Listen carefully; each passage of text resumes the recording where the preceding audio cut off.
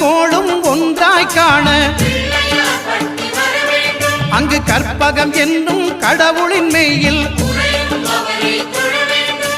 சூரியன் முதலாய் 9 கிரகமும் பலவித குணங்களை கொண்டிருக்கும் எங்கள் கற்பக தருவில் அவை வரும்போது ஒன்றாய் சேர்ந்து பலனளிக்கும்.